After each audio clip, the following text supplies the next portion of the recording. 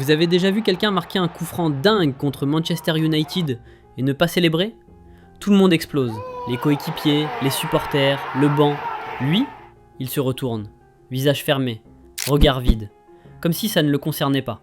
Les interviews ? Un mot à la fois. Le titre de Bundesliga ? Aucune réaction visible. Et pendant que ses coéquipiers explosaient de joie dans le vestiaire, lui, il était sur chess.com. Bienvenue dans l'univers de Michael Olise. Un monde où les dribbles impossibles côtoient les réponses monosyllabiques, où les buts absurdes coexistent avec un silence total.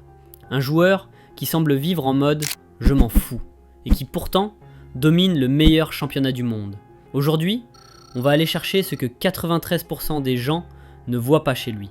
Pas juste le winger de classe mondiale, l'homme derrière le masque.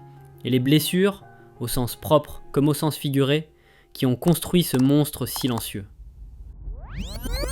Londres, quartier de Hammersmith, 12 décembre 2001. Michael Olise naît dans une famille qui n'est pas celle des autres. Père nigérian, mère franco-algérienne. Un mélange de culture, d'élégance, d'héritage. Dès le départ, il est différent.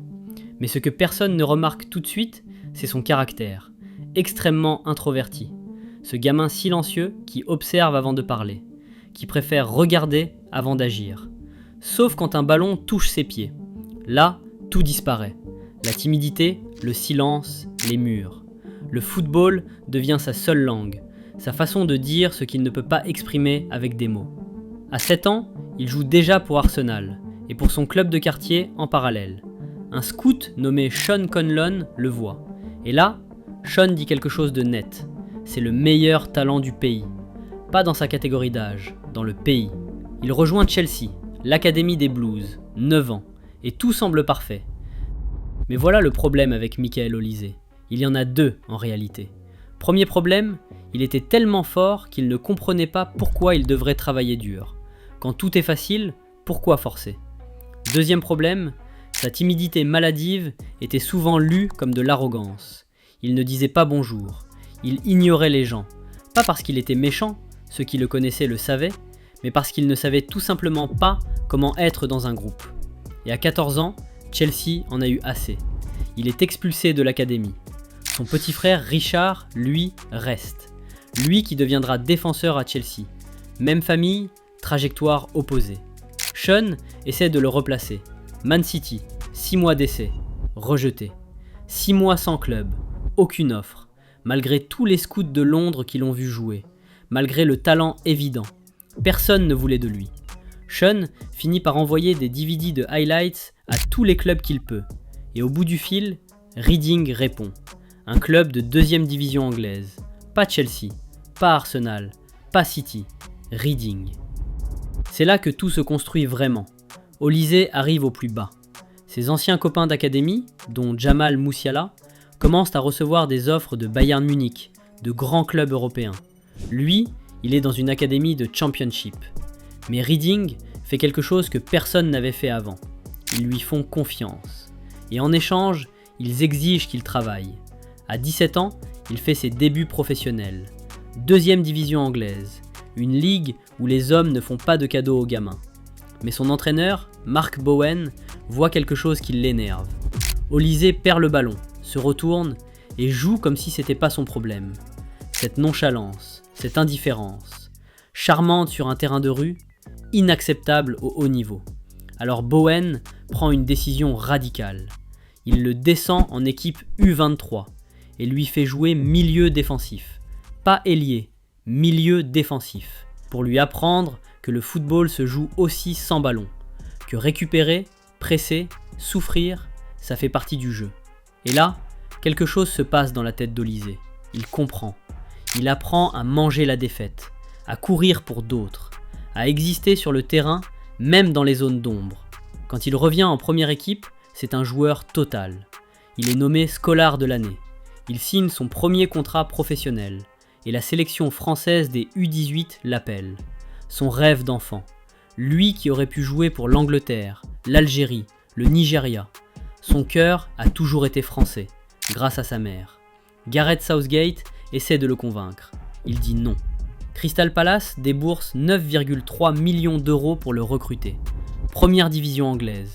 Patrick Vieira sur le banc, et un gamin de 19 ans qui arrive avec des highlights de D2 et une réputation de joueur bizarre.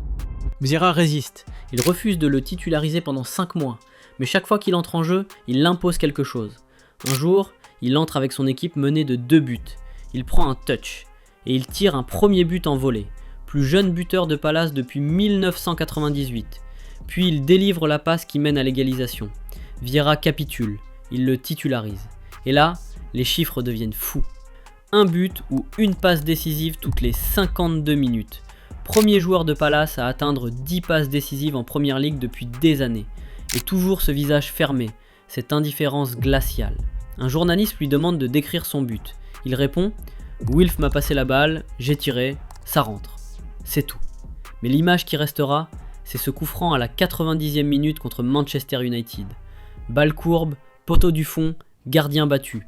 But de l'année en Première Ligue. Réaction d'Olysée, il lève la main, se tourne, repart, comme s'il venait juste de faire une passe ordinaire à l'entraînement. L'été 2024, Chelsea veut le récupérer. Arsenal, United, Newcastle, tous sont sur lui. Il choisit Bayern Munich. 60 millions d'euros, direction l'Allemagne. Tout le monde doute. Un gars de Crystal Palace comme 4e recrue la plus chère du club, qui arrive en conférence de presse et répond oui ou non à chaque question, qui semble ne pas vouloir être là. Et pourtant, 3e match, premier but en Bundesliga. Il finit la saison à 40 contributions directes, buts et passes décisives confondus. Un record pour une première saison à Bayern Munich. Le top assist de toute la Bundesliga. Presque le double de chances créées par rapport au deuxième, Florian Wirtz. Valeur marchande, 100 millions d'euros.